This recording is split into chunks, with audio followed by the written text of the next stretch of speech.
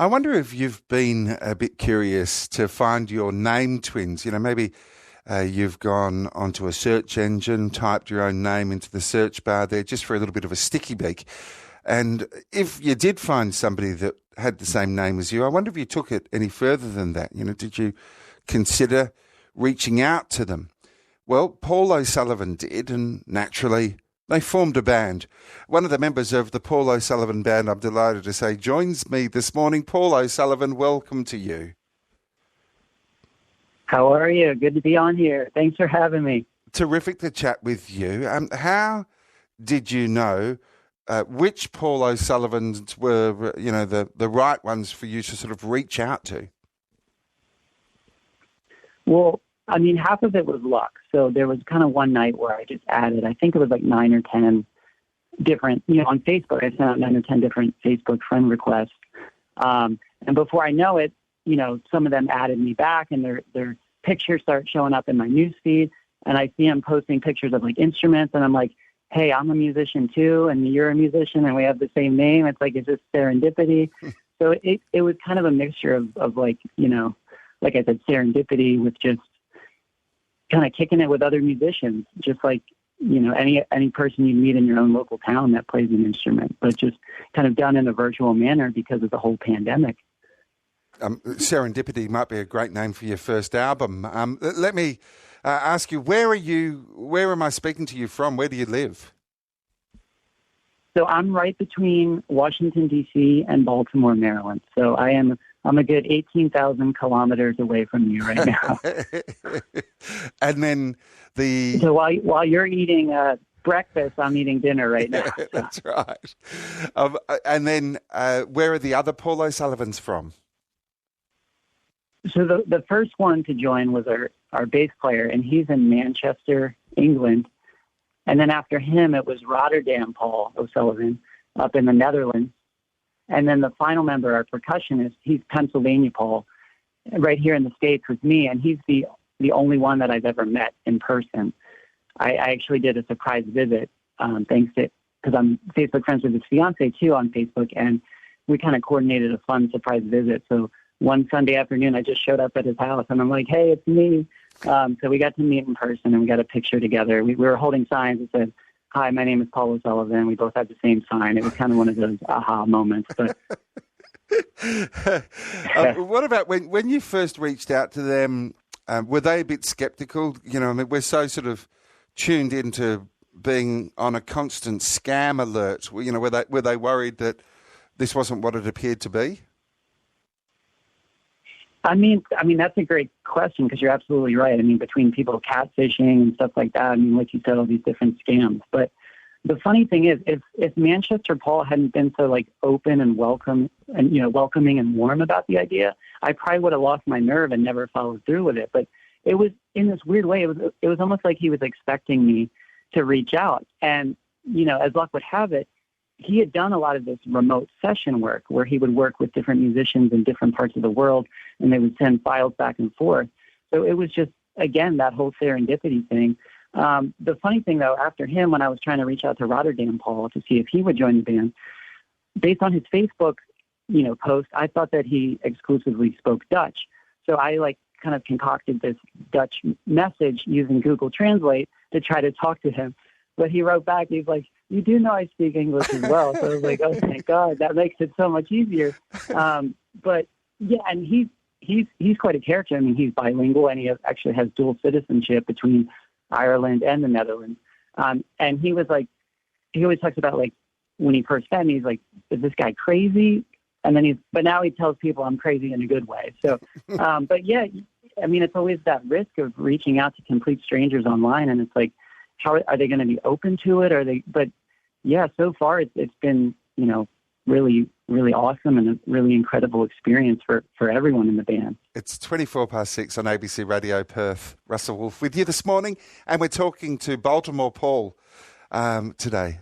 He is one quarter of the Paul O'Sullivan Band. And so this was years ago. You started this, I think I'm right, isn't it, 2016? So has your friendship, blossomed to are you all really close mates now? Yeah. And, it's funny because we've done like 3 national television appearances here in the States. And just by virtue of kind of going in front of a huge audience like that, it kind of brings you closer together, because going through this nerve-wracking experience with the 4 of us, it really has brought us together. And we're always kind of messaging each other on Facebook and Instagram, like checking in with each other pretty much every day. I mean, we don't go a week without talking about each other, and we're always working on new music and stuff like that. And yeah, just very close with each other at this point, for sure. And what sort of programs have you appeared on? What are you talking about?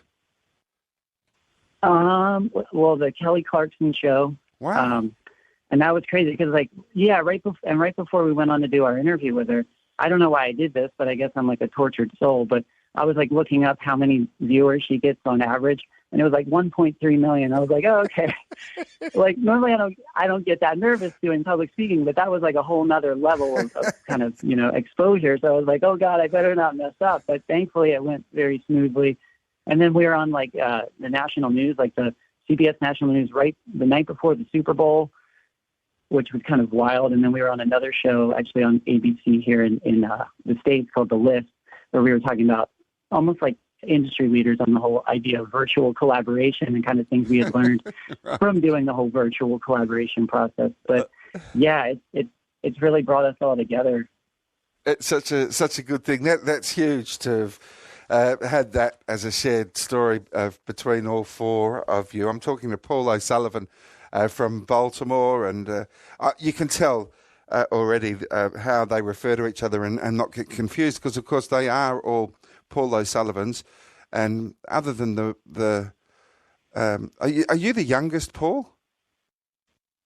I am, yeah. I'm the only millennial in the band. So, other than that, they're all gentlemen of their sort of early to mid 50s. So you're the kid in the band, but there's Manchester Paul, Rotterdam Paul.